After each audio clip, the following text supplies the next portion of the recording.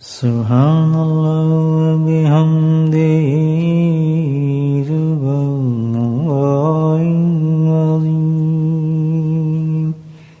Subhanallah wa bihamdihi subhanallahil azim.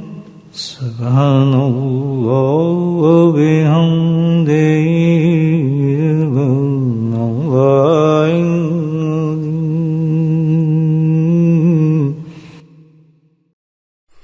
The Holy Prophet Ra'ufur Rahim Nabi al-Kareem sallallahu alayhi wasallam has stated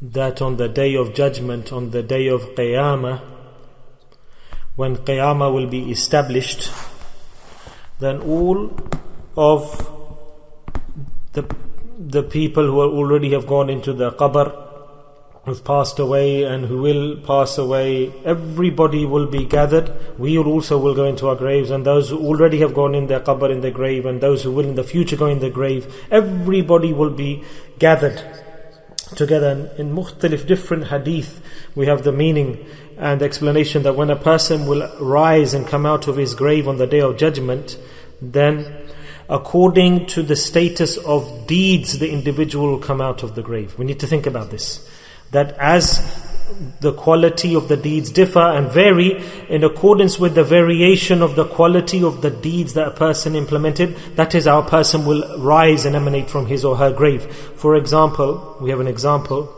that there's a sin of consuming interest of riba. It is haram in Islam. Severely, we've been told to leave riba and interest. When a person who is involved in riba, when he comes out of the grave, the hadith explains graphically how will that person rise and come out.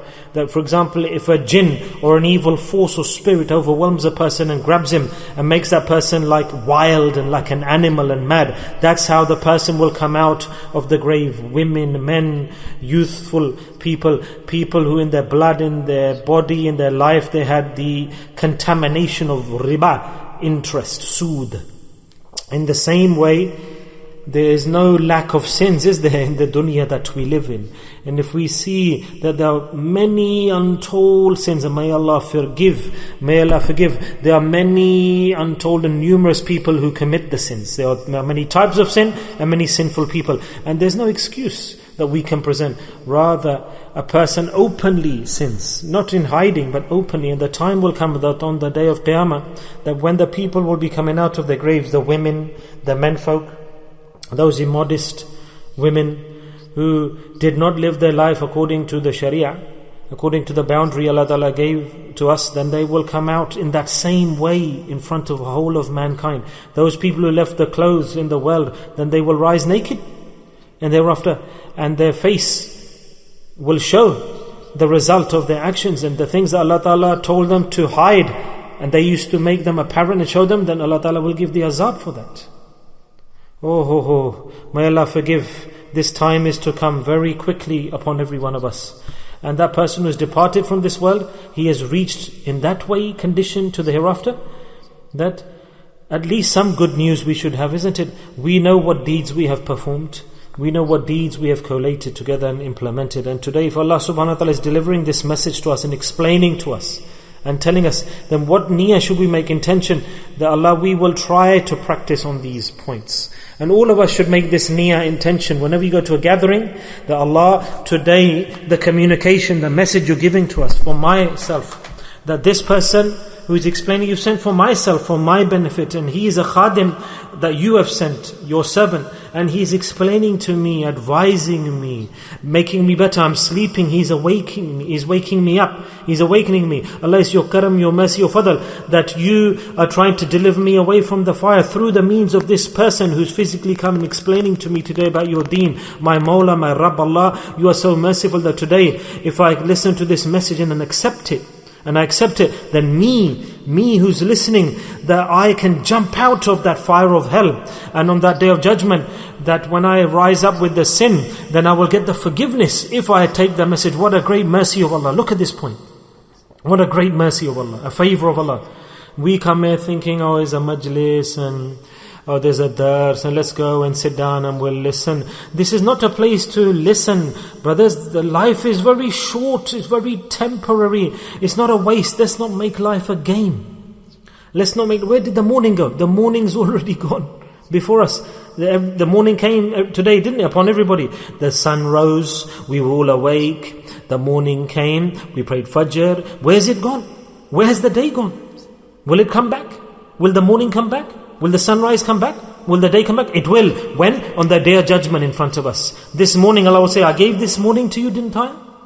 What did you do during the morning? That it can't come back in your physical life, but fill in the blanks will occur. That this morning will be presented in our face. That on this morning did you spend this morning the way your Rabb wanted you? And you were given the hukam, the order to spend it correctly? Did you? Think that Allah Ta'ala has given us the morning.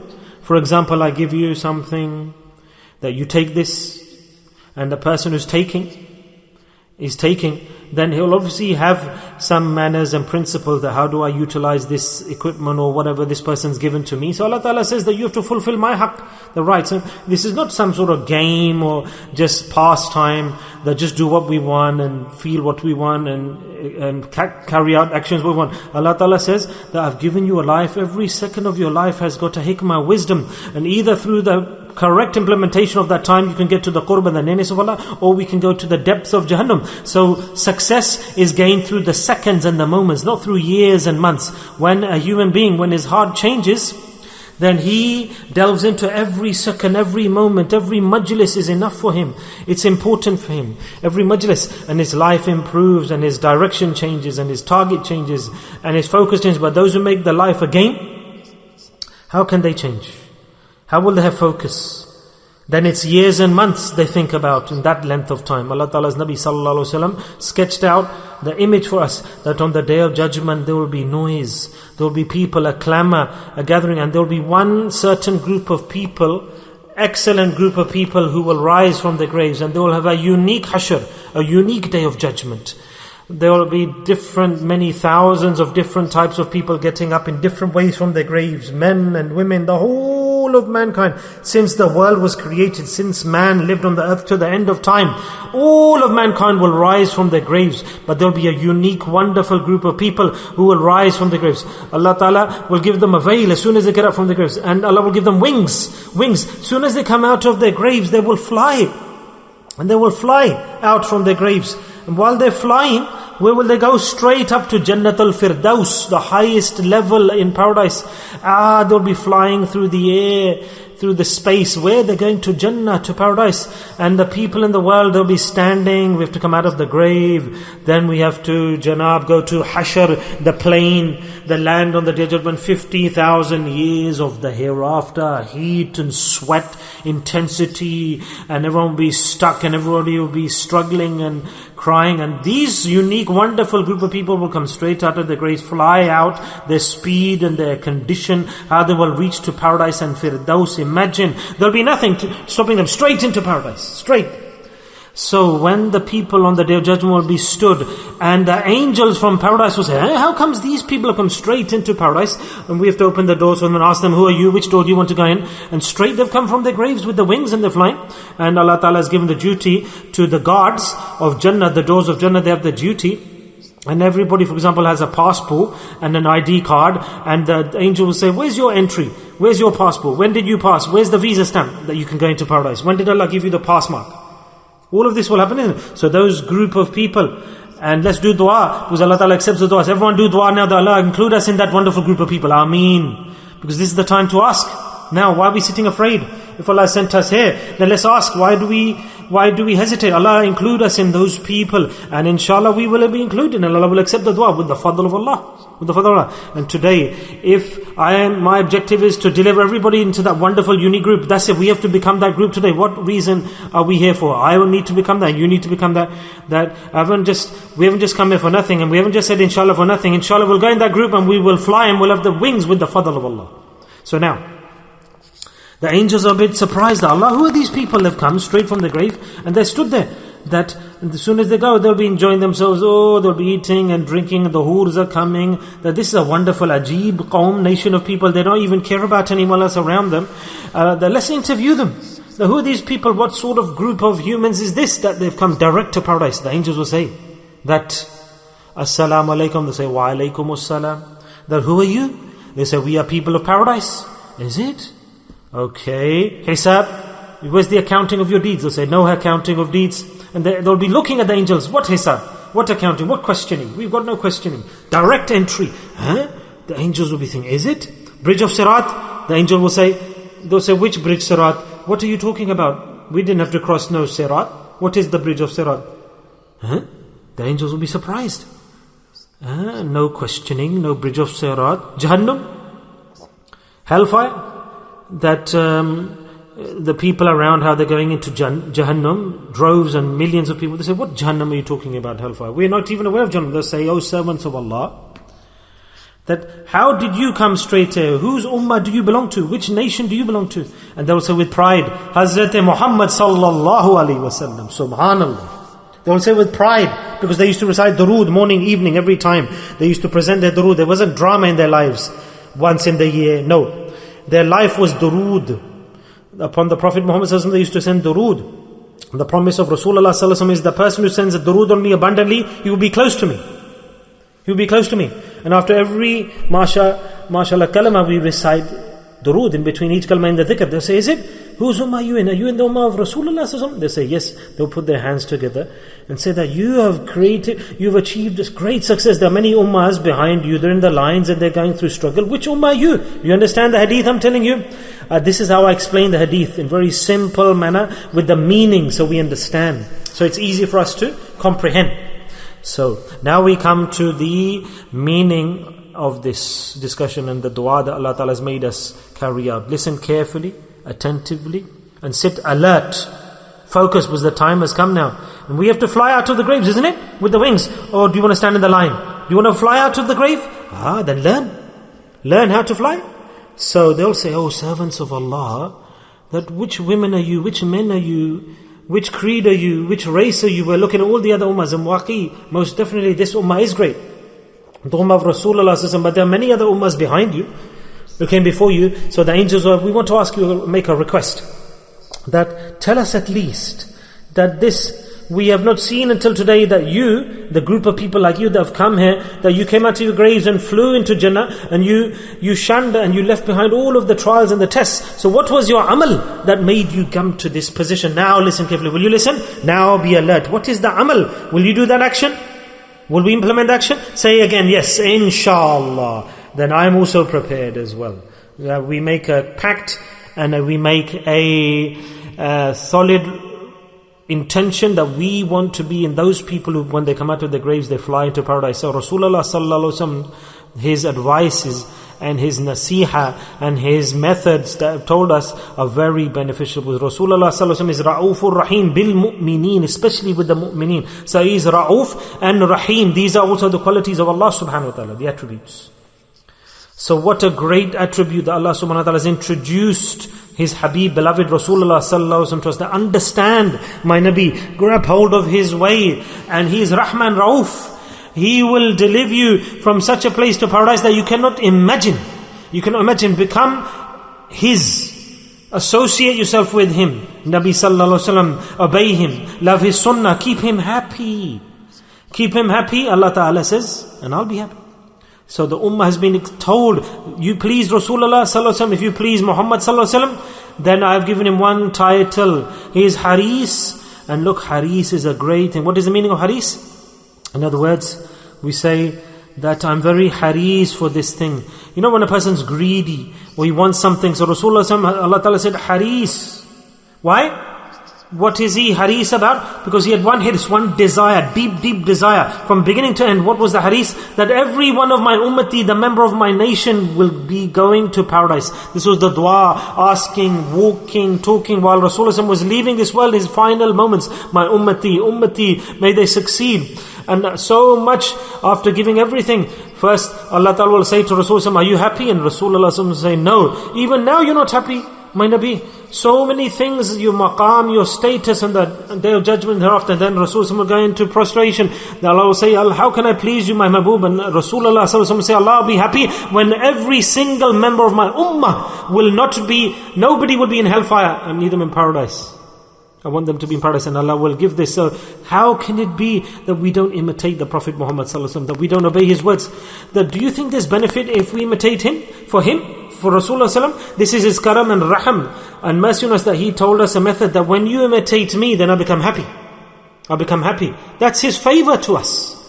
That's his favor to us. And in imitating other things, what do we achieve? We're getting such a great reward. Rasulullah sallallahu alaihi wasallam, Nabi al-Kareem, the Prophet of Allah, the greatest Prophet, the leader of Jannah, of paradise, who will take and lead the people into paradise, and all the prophets before that will be behind him, and all the other nations will be behind him. And he says that if you imitate me, make your appearance like me, I'm happy. If you wear libas, attire like me, I'm happy. If you wear imama like me, I'm happy. If you like that color that I like, if you like to eat those foods that I used to like eating, if you like that methodology, that if you eat and sit and eat like I used to sit and eat, then I'm happy. And if you wash your hands before eating like I used to wash my hands, and after eating I would recite the dua, and if you do the dua, so if you're imitating me in everything, then you have made me so happy, said Rasulullah, that I will ask for you to be delivered to Jannah. Man ahabba sunnati faman ahabbani. Rasulullah said, man ahabba sunnati faman ahabbani. فَمَنْ أَحَبَّنِي كَانَ مَأْيَ فِي الْجَنَّةِ. That if you followed my sunnah, whoever loves my sunnah, I love him. And if you follow my sunnah and love my sunnah, then I will take you with me into Jannah. Rasulullah said, مَا كَانَ مَأْيَ فِي الْجَنَّةِ. This is an easy, simple solution. Rasulullah sallallahu alaihi wasallam, we imitate the greatest prophet and human being, and we're ashamed, embarrassed. People will laugh, they'll say this. Can there be any hesitation in imitating the Prophet Muhammad sallallahu alaihi wasallam? We need to think about this.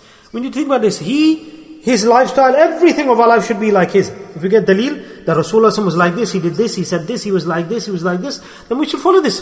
And that Jamaat, the greatest Jamaat after the prophets, after the Prophet Muhammad sallallahu alaihi wasallam, until the day of judgment, no group like that will come. That when Rasulullah sallallahu alaihi wasallam went, then that Jamaat ended. The title of Sahabi ended when the Prophet sallallahu alaihi wasallam passed away. No one else after that could become Sahabi. How did they become Sahaba? Tahajjud, Ibadah, fasting? No. The Sahaba they were given that title because with Iman in their heart, they saw the blessed face of Rasulullah sallallahu alaihi wasallam. They did ziyarah. They became Sahabi. Yes, when Rasulullah sallallahu alaihi wasallam passed away, then after that nobody else could see afresh the Prophet sallallahu alaihi wasallam. So whoever during the lifetime of the Prophet sallallahu alaihi wasallam witnessed his blessed face with Iman in his heart, he was a Sahabi, and the Sahaba were unique, and they were the greatest generation of people who lived on the face of this earth. And they didn't let anything happen, or they never practiced anything in their life that Rasulullah sallallahu alaihi wasallam didn't do. So whatever Nabi sallallahu alaihi wasallam did, for example, Rasulullah sallallahu alaihi wasallam picked something up, they would bend down and pick it up. They won't ask, why are you bending down? What's the reason? Why did Nabi sallallahu alaihi wasallam do this? Rasulullah sallallahu alaihi wasallam raced, then they are racing, and they are running. Rasulullah sallallahu alaihi wasallam turned his horse like this. Hazrat Ali karamallahu wajhu, he turned his horse like this. He said, why are you turning your horse like this? I saw Rasulullah sallallahu alaihi wasallam use his reins and turn the horse like this. He said, I don't know why, but I'm doing it. So in other words, imitation and the love of the Prophet sallallahu alaihi wasallam, their life and their love was blind. And we say, bring the proof, I have to drink with 3 sips, what's the benefit for this? What sort of Jannah will I get? If I don't do this, will it make any difference? People are standing and drinking, so what? Oh, it's not, this is not love. And we have hopes and desires. I need ziyarah today, I need to see the Prophet sallallahu alaihi wasallam in my dream, and after that tell me I'm forgiven. And everybody has this desire and hope, isn't it? We should have this hope, we should have this desire, but let's look at our hal, physical life. Do we implement his deeds, his sunnah and his tariqah, Rasulullah sunnah? We ask for proof that, do I need to do this? Is it necessary? Is this the criterion of love? Can ever a person who loves another person say that, for example, a bird that loves another bird, will it say that, give me the proof that why do you love me? Has ever the moth that's gone to the light said that, why have you come to my light? Why are you attracted to the light? Has any example of love asked for dalil for the love? And today the mu'min, the Muslim, and the condition of the person being a Muslim is the love for Rasulullah sallallahu alaihi wasallam and his practice. We ask for dalil. Why do we need to love him like this? Why do we need to practice? Why do we need to imitate him like this? La hawla wa la quwwata illa billah. La hawla wa la quwwata illa billah. So this is, brothers, Rasulullah sallallahu alaihi wasallam always gave us easy solutions, easy practical methods. So we come back to the hadith. So as I was saying, that there's a nation, Go back over and revise what we discussed. That all the previous nations of the previous prophets will rise up from the grave and be tested on the Day of Judgment. There will be a group, a unique group they will rise from their graves and they will fly into Jannah and paradise, and the angels will be amazed and shocked. Direct entry, and they will ask these people, and they will not be worried or have any issues. Then they will plead, and please tell us, our friends, O ummatis, O people, that what was your amal, what was your practice? And alhamdulillah, we've done this action, and if we do that, we will go into that group. And what was the action? Subhanallah. They said that our amal, our action, we had 2 habits in our life, and we developed these habits in our life. Allah's Nabi Sallallahu Alaihi Wasallam via his sunnah. We had 2 habits via the beloved sunnah of Rasulullah Sallallahu Alaihi Wasallam, and the rest we were normal. We used to pray like everyone else used to pray. We did Hajj, we went on Umrah, we also used to give zakah. Everyone used to do this, and we used to go and do this and that. But 2 habits we had developed according to the hadith and the sunnah of Rasulullah Sallallahu Alaihi Wasallam. We developed these 2 habits, and the angel will say, what were the habits that you developed and you did? And they'll say that due to the sunnah you got this rank and status and level. And they'll say, first habit number 1 of ours was that we were insan, all of us are human beings, and no one can say apart from the prophets that we cannot sin or make a mistake. We were all human beings, and we knew that we could commit sins, and we sinned. But what used to happen is that when we made a mistake, we committed the mistakes and the errors, and the person says, oh, he's done a sin, or this person's done a sin. This is one method. One is the sin in isolation. So one is sin in public when you see other people sinning. One is sin in isolation, and shaitan makes a person brave. And the person who sins in isolation, seclusion on his own, it's a bad shame. And a lot of things, and today is very common, the sin in isolation. In the night, the darkness comes, and a person starts, the men and the women, they go towards the sins. They travel towards the sins. In isolation, you will have understood what I'm saying. In the night when nobody was watching or looking. We were insan as well. They said, so when we used to do sin in isolation, we used to be in isolation and on our own, then we used to do one thing. What? That we were extremely ashamed at that time. We used to be ashamed. And so much shame used to come to us, and we used to feel the awareness that we've made a mistake. I've made a mistake. I used to be so ashamed that why did I commit this error and this sin? And then that so much shame used to come, so much remorse and regret, that we would never mention that sin to anyone else, and we made this a habit. And we never said to anyone we did it. So this was one of our deeds. Habit number 1, that when we committed errors and shameful errors, we used to feel remorse. And today what do? We made the same errors, we commit sins, and we openly say, I enjoyed it last night. I enjoyed myself tomorrow. You should go and watch this channel as well and see what goes on there. In the morning the announcement will be made. Men and women and all of the evil and the sins that we do in the night. We do this, don't we? And we go and invite others to, you should see this. I enjoyed myself. I saw this. And if you commit an error, a person makes an error in the night, he doesn't keep it to himself. He openly shares it and communicates. You go and look at this. You do this. I enjoyed myself. You do this as well. I went, and don't ask me, the night, 2 a.m. I went to sleep. I was doing this, and 3 a.m. we were sitting, and what? And does this not happen? It happens, isn't it? And today, in this day and age, openly it's happening. Rather, from this, you can communicate to other countries and where were you in the night? Were you sleeping? No. Here, it's 2 a.m. It's 6 now. Here, get up. This happens, go to this channel, watch this and this scene and this. So one is to sin, and after sinning, flouting the sin. Communicate sin. So those who went to paradise said, we were insan, human beings, and we sinned, but we felt shame, deep shame and remorse and regret. And we used to sweat due to the remorse that Allah, it's bad and we made a mistake. We used to feel so shameful that we should never share it with anyone. Don't even tell your wife that I've done this. And this is how they felt the shame.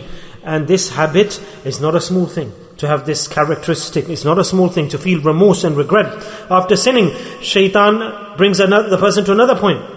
So he totally becomes a totally sinful person, and then he makes that person a witness for his sin. Shaitan does. So that he becomes a permanent sinner. Because the shaitan, all of the people will be the witness that he did this and he did this and he used to do this and he used to do this. And the sins will become witnesses. That in isolation on being on your own is dangerous. In this day and age, don't rely on your taqwa. Never trust your taqwa. Shaitan is very strong, very powerful, and attacks. Never trust your taqwa. It's okay, I was watching this and then this happened. I went to open the kitab for this reason and this happened. I wanted to say this and this word came out. Why? Because the first stage a person should have taqwa and fear of Allah, that don't go close to the sin or to the shame.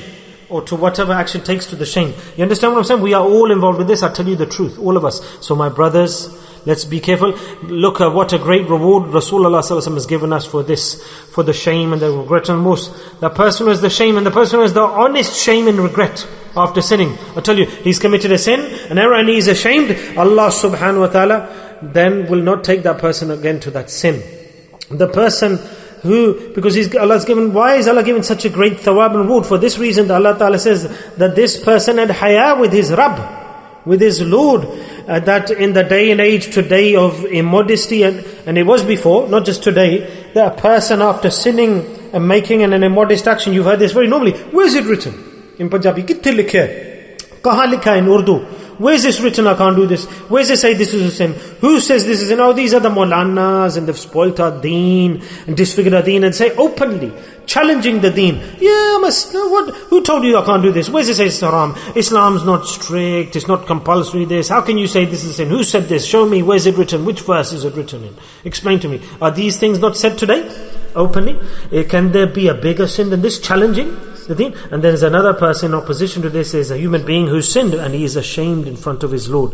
This is the better state. Allah will say that he had haya, modesty, and he went beyond that sin. Allah will say, you said, Allah, I am full of shame, remorse. Allah Ta'ala says, today if he had shame and remorse, then subhanAllah, Allah says, I will reward his haya and shame, and I will deliver him into paradise. So if you do haya and you're ashamed in front of Allah, if that man or the woman or the brother or the sister have shame for the sin, she is ashamed or he is ashamed while sinning, and the eyes lower and the humble and the mouth lowers and the body lowers and the head lowers, that oh, most definitely I've committed a sin, and he is aware of the sin. And the person has the recognition of the sin, but what does he do? After committing the sin, to make this apparent that there is no sin, and he becomes brave. Oh, this isn't a sin, I've not done anything wrong. And you will have seen people do this, that big sins are committed. So this is not a sin, I've not made a mistake. Where? Who? When? Where? And they'll debate and argue. But if only that person had haya and had some shame and did tawbah to Allah, then okay, I've made a mistake. We should accept our downfalls. Okay, I said something from my mouth, or my eyes did something wrong, my hands did something wrong. Go in front of Allah. Rabb is Kareem, and He's close. And Allah is saying, I'll give you the great reward, this great reward on haya and regret. My brothers, we are human beings, and this is natural characteristic within us that Allah Ta'ala has instilled in us to disobey and sin. How can we say that we will not sin or disobey? But imagine this, that if I presented this hadith in this way in front of you, that oh, these people are flying into paradise, from which deed are they going in? If I said to you, oh, this is due to the sins, this is not wrong. This is right, it's due to the sins that they'll be flying to Jannah. Any person who sins, can he get this rank and status that he'll be unique from all the people of the Day of Judgment and flying to paradise? But he is going, or she is going to the sins. So we are all sinners. But we should become such sinners that we have haya and shame and remorse and regret in front of our Lord. And people today, they shouldn't consider that they've sinned and it's fine, except then that sin doesn't remain a sin. Because the true point here is that insan, he should create a link with Allah in such a way we should be so much yaqeen in Allah that my Rabb is looking at me, He is watching me, and He should be ashamed. That, for example, if in front of me you say, oh, Hazrat Sahib, He's watching me, you won't sin. You'll be ashamed when you're sinning in front of another person. So that person, he should be ashamed that he knows that Allah, my Rabb, was watching me and I committed the sin. Allah, I'm sorry.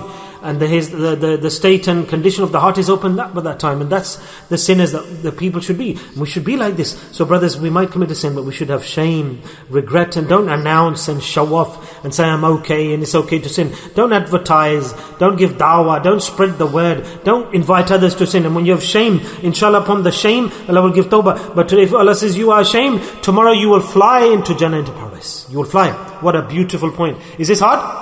No, it's easy. And where we will reach to, where we will arrive. And the second reason why those people were unique as a group and they flew into paradise, and the angels asked them, what was the second habit you had? They'll say, habit number 2 was that everyone used to earn and eat. Everyone works and pastime, employment. Allah sent us to the world, stomach, needs, house, children, wife, shopping. Angels don't bring food to us, do they, from the sky? Or do they? And you have to live in a house, you have to give the tax, you have to pay the electricity bills and the water bills and the rates. It's all jais, the life. We have to live in the world. Earn and pay our way. We have to pay our way, and we have to live in the world. And Rasulullah said, live in the world, earn, eat, feed others, and fulfill the rights. We haven't been told live in the jungle, go in isolation, seclusion, permanent confinement. My Hazrat, my Sheikh, when he gave me order, hukam, to do tabligh, that go and explain and propagate the deen, the first nasihah my Sheikh told me is what? What was the nasiha? What was his advice? That, subhanAllah, that the stomach is attached, isn't it, to everyone? Everything is attached. And Hazrat, my Shaykh said, listen, that I'll give you one nasiha. What is that? Hazrat, that if you want to be my murid, and you want to progress your tabligh, then remember one thing, that Allah Ta'ala has given you two hands. Always and with your hands, and never spread your hands out and beg. First nasiha my Shaykh gave to me, and the final nasiha when I came, then I did amal on this so much that I swept floors, I did such jobs that you will realize what was my status before that. I worked in such jobs and employment. Alhamdulillah, such a time came that I was totally unconscious and tired and rattled. Allah, what will I do now? How will I earn? I had such trials and tests that I can't understand. What should I do? How will I work? Where? How can I earn? There was poverty and hunger. But never did I imagine, because my Shaykh gave the hukam, though, that the question didn't arise. And this is the time that comes, that earn with your hands. Why? Because these things in reality, that our deen tells us. Our deen's that needs, we do have needs, we have everything. So here, the philosophy of earning with the hands. The Hazrat wanted to take me to this level and position, platform. So tell me, what's the other alternative?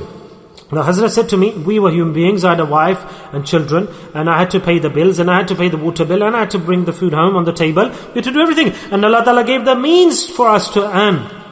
Now, I didn't own Marks and Spencer's, did I? When I started to work, and I started my business, then I didn't get Marks and Spencer's as a business, did I? I got a small stool.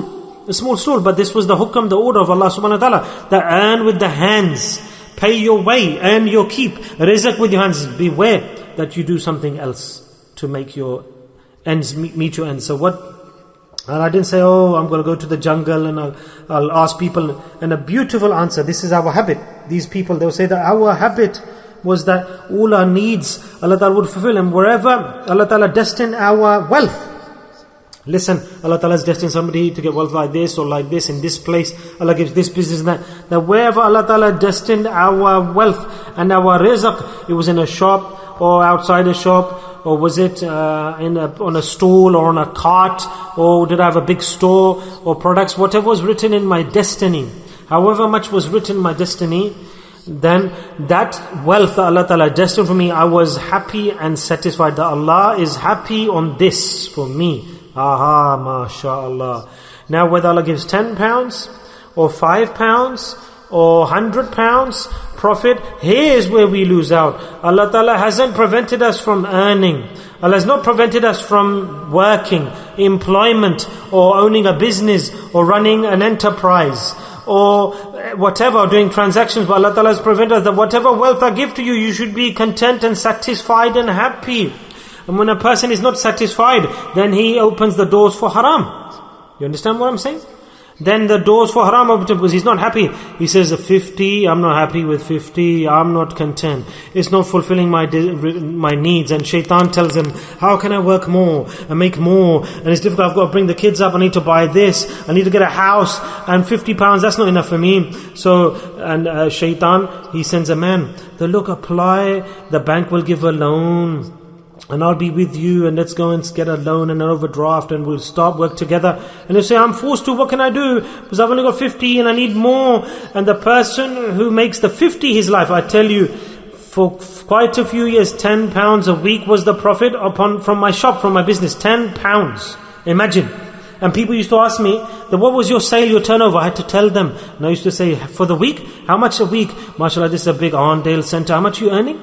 I said, just £50. They used to laugh. £50 for the hour? They used to laugh. Amazing. People were shocked. And until today, this was my principle in business. And the business principle that I was told, that I didn't even know about the bank. Where's the bank? And what? Number 2, the other interest, that never in my life did I take a loan from anybody. I gave to people a loan, lots of times, but I never took a loan from anybody. SubhanAllah, I used to sleep with ease because my Hazrat gave me nasiha. Never did I take a loan. They said, how did your business flourish without a loan? I said, it didn't flourish, it ran. It didn't walk, it ran. I used to sleep with ease, and I come and sit here with ease, and I don't realize that my business, it flourishes and runs. Why? Because from that same stall, I tell you, that used to give £50 turnover, £10 profit, the £10, 1,500, and then once a time came that I couldn't count the amount of money. I couldn't count That's how much turnover came. And the money used to come like this. Yes. And it's the same stool. So this is Allah subhanahu wa ta'ala who shows a person what? That don't open up the doors for haram. That this is the test. Allah ta'ala gives the test. Go to the test. The children and your wife, don't worry. What they're going to say to you, don't make their excuse that they are the ones telling me to earn like this and incorrectly. No, this is not what we should be doing. Allah Ta'ala says, I'm giving you the test that you should be pleased on what Allah Ta'ala has given. Oh, how will I bring up the kids and my wife? How will I fulfill the needs? Everything will happen. Allah will fulfill everything. If we are content on what Allah Ta'ala has put in our destiny. Allah gives 100, who gives it? And Allah. 50, who gives? Allah. 10, who gives? Allah. So be pleased. Be pleased. 10, be pleased on that. That's it. End of story. That's it. So Allah gives. So I know that why is only £10 profits coming? It's not enough. So be content. So these were those people that I understood this point and this nasiyah, that whatever comes, I'm happy, Allah, with what you've given. And I've never complained and criticized. I'm totally happy with Allah subhanahu wa ta'ala. So these two habits, those great unique people said, and Allah gave them the wings and they flew from the grave to paradise. Is this hard? Is this hard? The deep regret and shame on the sins, and be happy and content with the rizq Allah gave to them. So be content with what Allah Ta'ala gives to you and have regret and shame for the sins. So content, being satisfied. Now, to become happy and content and satisfied with what Allah has given. So why does a person become greedy and selfish? Tell me, what's the reason? There's a reason. In the hadith is stated that Allah has created something within He has put something in a corner in a person. And that doesn't get filled. There's a gap. There's a space that doesn't get filled. 100 comes not filled. 50, even if you become a millionaire today, you say, I need to get another house. It's not enough. He won't stop. Why? Because Allah Ta'ala said that piece, that corner, that space will never be filled. If I say today, alright, if I get 50,000, I've heard people say, if I get 50,000, I'm going to live the rest of my life with ease. I don't need anything else. 50,000 is enough for me.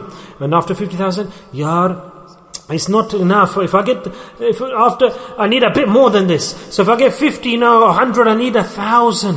Then 1,000, then a few thousand more come. Then after a while, no, 1,000 is not enough. I need to expand, and inflation's increased. I need 3,000 more in this kitty. Why? Because Allah Ta'ala's hadith is true. That there's a space, a corner, a place in our minds and our hearts. Listen carefully to what I'm saying. And it never fills. That gap never fills. And it never will. It never will fill. So Allah, what shall we do if that gap, that space never fills? Allah says it will fill. It can be filled and sealed. That corner, that space, that gap can be filled. That desire. Allah, with what?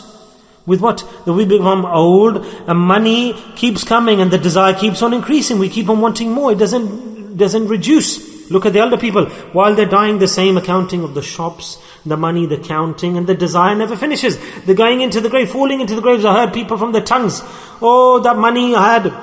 Oh, my friend. Don't tell anyone I've hidden the money. Where's he going? I don't even know if I'm going to come back. But don't tell anyone I've got this money, about that money that I've hidden. And tell me where you've hidden. No, not yet. So when will you tell me?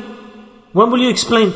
Afterwards. Why? Because the gap never fills. The space never. None of us can fill that gap of contentment and satisfaction. Do we want to fill it? I will tell you that this glass is empty, isn't it? So if I don't put water into it, will it fill up? Of course it won't. It won't. So it needs to be filled. And the water is put into the same way. That gap, that space will not fill. That thing that's lacking will not fill. And how do we fill that gap, that space that's lacking? Dhikr Allah, say Subhanallah. Say Subhanallah again. Say Subhanallah again. The dhakir will never be greedy. Never. Never. The true dhakir, the friend of Allah, with the fadl of Allah, his heart will always be content and satisfied. Now I'll give you an example, that we're not kutabs here, nor are we abdals. But one question I will ask you definitely, that before dhikr, that did we have a life? And after learning dhikr and implementing dhikr, has a difference come to you in your life? Contentment, satisfaction? It has. Put your hands up if there's a difference in your life and you're more satisfied and content. Now look at this. Yes, they come crying to me. Oh, I can't get a job. Where will I eat from? And business. And we sit in dhikr and we forget the job. Did I have a job or not? We forget. Your father saying, you went to get dua. And what happened to you after that? He said, oh, I became a Sufi. I've come close to Allah. They're sitting in this gathering. What can I say? How many people? That I forgot my job where I used to work, where I used to go. And he's explained to his wife, don't worry, rizq will come and sit down, do dhikr, because the heart, that had the gap, the space, the desires filled now, is sealed, and is the requirement fulfilled. He's going on Hajj and Umrah, everything, but no, I don't want to work at the moment. Allah Ta'ala says, doesn't matter, because you've become my servant, and I've filled that space, that gap in your heart, your rizq, your wealth. Without working too hard, you will keep on getting the rizq and the wealth. Whatever is in your destiny will come to you. Will come to you. The dhikr of Allah is such a great action. So they did dhikr, those people. These two maqams, they've attained from what? He wants to explain, Allah's Nabi Sallallahu Alaihi Wasallam, that the dhikr they did was the heart's condition changed. And in this action of dhikr, it resulted in both things coming out. SubhanAllah, it's apparent, it's obvious that they used to sin. And the difference between that group of people, the unique people flying into paradise, that when they committed the sin, they changed their quality, that they used to be ashamed in front of Allah after sinning. They used to lower their eyes. And I've seen this, how people humble. I've seen some women that before sinning they used to walk around, before dhikr, doing dhikr. And when they learned dhikr, then they lowered their backs to the ground and were humble and sincere, and they improved their life. And I said, subhanallah, look at the haqq and the true honesty of your deen and the hadith about dhikr, that after dhikr our person is humbled, becomes the true servant of Allah, because they did dhikr. So the dhikr of Allah is what humbles a person. We commit sins, we all commit sins in the darkness or in hiding or whatever, we do sin. But we have a haya and a sharam and a remorse and regret. Person, Allah, what will my Allah say? And I do a dhikr of Allah, and how will I show my face to Allah? How will I do this? The shaitan, he's made us do this. And after committing the sin, the shaitan stops us. Oh, he's destroyed me, shaitan. And the shaitan will say, he's crying, he's got remorse, and he's now making me melt. And Allah, he does dua to Allah, I'm not going to make him do sin again after this, because he's crying and lamenting. So the dhikr of Allah is a great deed, because it gives the result, habit number one, which is what? To have deep remorse and shame after sinning. And secondly, to be content and happy with what Allah gives to us. So we need both habits. And what do we need to do to get these habits? Say it loudly, dhikr of Allah. Dhikr of Allah. And shaitan makes us run from dhikr. He says, don't do this, but do everything else, but don't do dhikr, he says. Don't do dhikr. That's why the walis of Allah have said that, do the dhikr of Allah, do the dhikr of Allah, praise Allah, do dhikr, do tabligh, do chilla, and do dhikr, dhikr as much as you can. Keep doing everything in life, but alongside that, do what? Dhikr of Allah. Do you understand what I'm saying? So now, the wings will come to you. I promise to you, the wings will come. Alhamdulillah, that's all we have to do. If you commit a sin, have shame, remorse. How? If we do dhikr of Allah in abundance in our lives, then inshallah, our lifestyle will change, and we'll have shame when we commit a sin and error. You'll feel this. May Allah Ta'ala give me and you the tawfiq. Ameen.